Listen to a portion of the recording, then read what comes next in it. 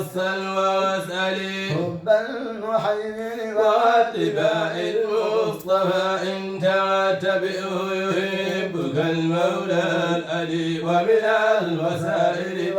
مما يبتغى شيخ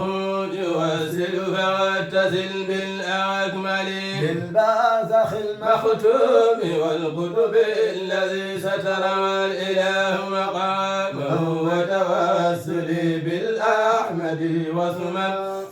وطريقة خلقا وخلقا واختتام منزلي قطب الوجود رهان لا دورانها وألام مد الأولياء وأسجلي منه استمد ذو البدائل كل ما نالوا من الفجر عظيم لأجزلي فلما استمد به فليس لعارف علم به قد فات علم الكمل لدخوله من بعد بمخدع حضرة المختار لم يشعر به من مرسل إذ خاصه الهادي بمشرب فأدينا فاده للأنبياء الهدى ولكم أبيها بني بتخفة وبنوة المختار على منزلي ومزية للعلم ليس مساهما للأنبياء بها ولا للمرسل فتكون في الموجود لم يبلغ بها لمقام أعلى لا يرام للأفدل هذا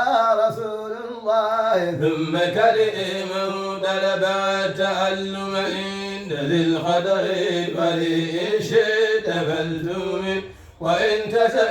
تهد نهج اللئين وهز به فلتخذلي ما نال إلا طارده لما أبى أمر رشده حسدا لآدم لم ثلي ما دار آدم أن حاسده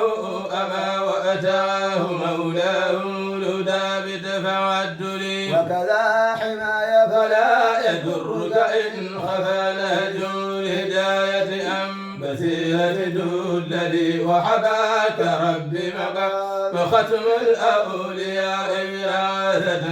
قليل ختام ختام أفدلي وإن ابتلاك بما ابتلى خلساءه فلترتقي أعلى المقام